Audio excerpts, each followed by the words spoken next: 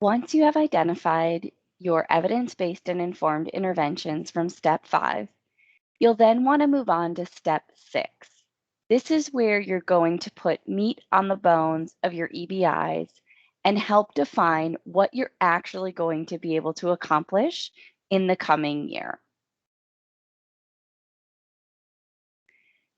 When you think about defining your collaborative action plan and defining your evidence-based and informed interventions, this is really the what. This is what makes your EBI unique to your system. Every community of practice site may list that they want to do provider education, but what does that mean for you? Will help define how your plan is specific to your community and your facility. So what you're going to do is take this fillable PDF here and fill it in with the intervention that you have selected, and then really give some definition to the intervention. So you want to write a 1 to 3 sentence description of what that EBI will mean for you. What will be your prediction that will happen as a result of this intervention?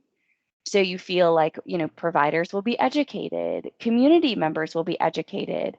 This will increase screening in this way. It will increase shared decision-making conversations. Whatever it is, what will happen as a result? How will you measure the effectiveness? So if you're going to educate providers, how will you know that you've educated a critical amount of providers? Is that 15? Is it 50? Is it 500? What does that education look like, and how will you know when you've reached it? How will you track your progress? This is really an important one when you're thinking about doing community education and you want to know that the efforts that you've put out have really been effective. So think about different and creative ways that you can track how people are coming into your system. We've heard of a wide variety of examples over the years, but one that I thought was really great was if someone was calling into a call center off of a postcard that they received, the phone number that was on that postcard was a newly generated phone number specific to this initiative. They were then able to track through their call center all calls that were generated into the system from that number. It was a great way to let them know, was the juice worth the squeeze? Was it worth sending out the postcard to these individuals, or was it a real nominal amount of individuals who ended up calling back in? Maybe it's as simple as when someone walks in, they're asked, what brought you in today? How did you hear about your screening? And then documenting that in an informal way, but a way that you can track over time. And then what process will you need to leverage, enhance, or develop?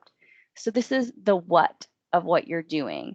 Are you, adding something into your system? Are you changing an EHR? Give as much specificity to this process as you can, because it'll really help you also convey your plan and tell all of us what you're planning to do, as well as your leadership or other stakeholders or champions within your facility who need to understand not only that you're doing provider education or community education or provider reminder and recall, but what exactly does that look like, and what will it look like over the next calendar year? I hope that this help explains explain how to add additional detail and activity around your evidence-based and informed interventions, so that as you look back on your plan over time, you have a very clear roadmap of what you said you were going to do and the how you were going to achieve it. If at any point throughout this process you're confused or would like to ask some additional questions, please don't hesitate to reach out to the ACS team. We are all here to help you through this process and would be more than happy to help you brainstorm and define your evidence-based and informed interventions if you're struggling. Thank you so much for your participation and your dedication to this project. It is much appreciated. We can't wait to see your plans.